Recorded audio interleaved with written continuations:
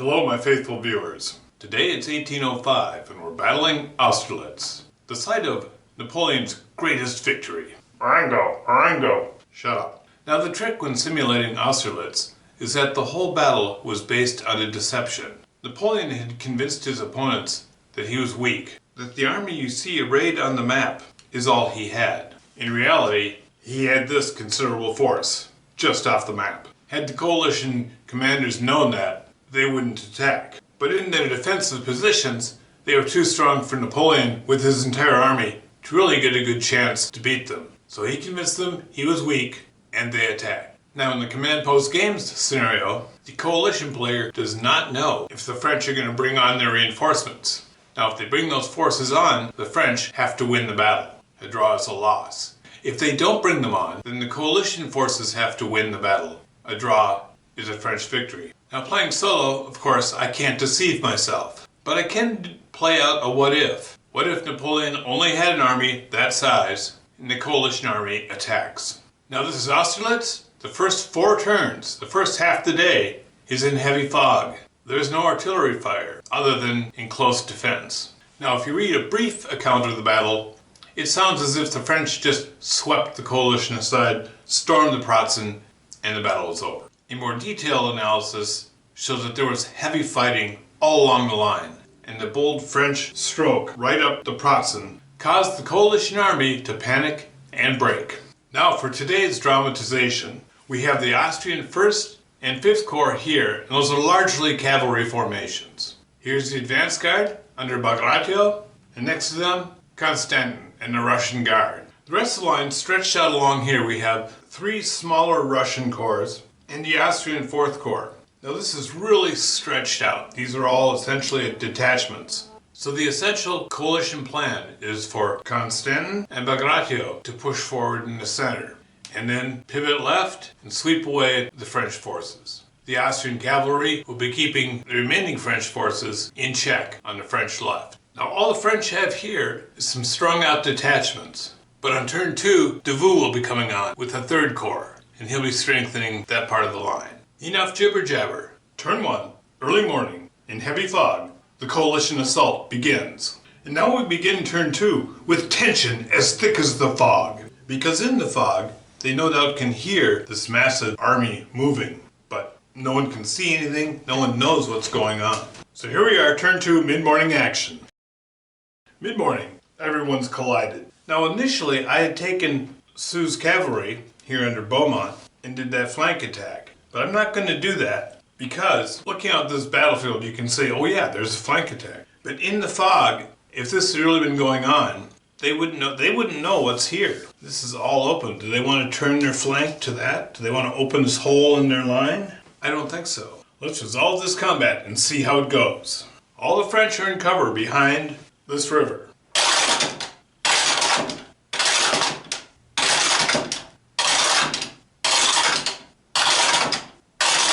When combat concludes, the French have been driven back. Both sides have lost an elite block. Constantin has lost his lifeguards, and Soult has lost the best troops of St. Hilaire's division. This was a costly assault because you can't bombard the enemy in this fog. There's no chance to bombard. However this ends, that was some very, very heavy fighting. And now it's turn 3, late morning. Now here I brought on Davout's 3rd Corps. They should have arrived last turn, but I forgot to bring them on. So they come up this way, came out of column, and now they're reinforcing this stretched out line. With any luck next turn, it'll still be quiet and Davout will be able to reorganize the line somewhat for a better defense. Through all the confusion, in the late morning, the lines are mostly rallied, recovered, kind of reformed. Although over here, on the coalition right, Bagration has come through with an attack. His cavalry is charging the beleaguered troops of Legrand's division. And that element of Legrand's division was destroyed. Now Legrand still has troops in Chaplanich, this town right here. And Soult has Vendôme's division, fresh, waiting to join the fray. And now it's turn 4, midday, last turn of fog. In midday, the 2 Austrian corps of the coalition strike Lannes' corps. In the center, Soult was able to escape the trap that was laid for him there and fall back and rebuild his line. And this is with the help of Vendôme's division. We'll begin in the center with Constantin's assault on Soult's corps.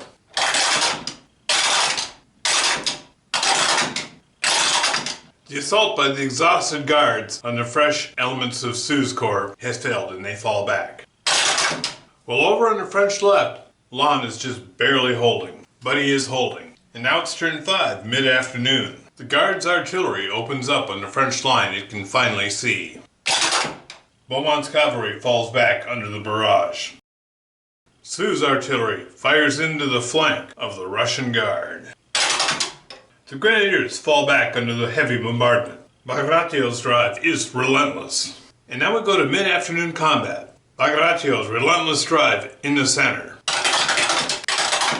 The fighting is bloody and inconclusive. And now it's dinner time. Turn 6. So far the losses are roughly equal. Both sides have lost 3 blocks. Both sides have lost an elite block. The French have lost a detachment. And one of the coalition blocks is a cavalry block. But remember, in this version of the scenario, with no French reinforcements, the coalition must win. Lannes unpacks bags. His troops recover.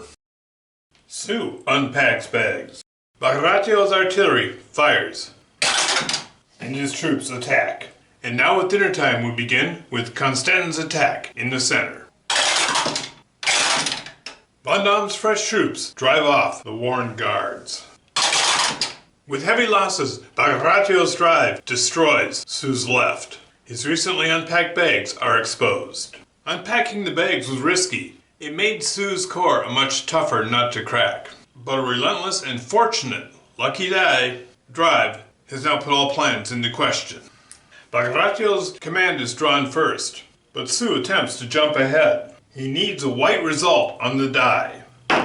That's a black result. His dragoons drive on the bags. He unpacks bags. If this is going to turn into a long-term battle, he wants to be fresh. Now Soult is drawn, but Constantin rolls to see if he can go first.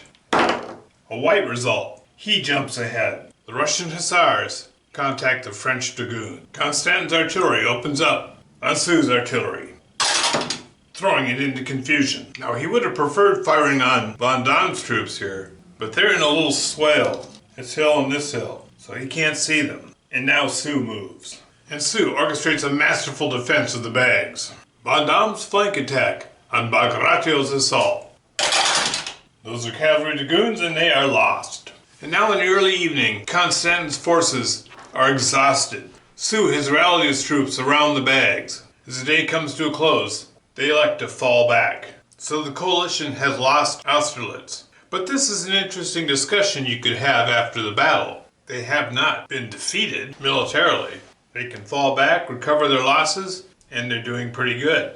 But then that begs the question, why wasn't Napoleon there? Apparently he had some other plans with his forces. Maybe those plans were foiled. Does he come back for day 2 at Austerlitz? This time with his full army, he could fight it again, and this time he has to win. That could be interesting. Let me know what you think in the comments below. And that was a very good game.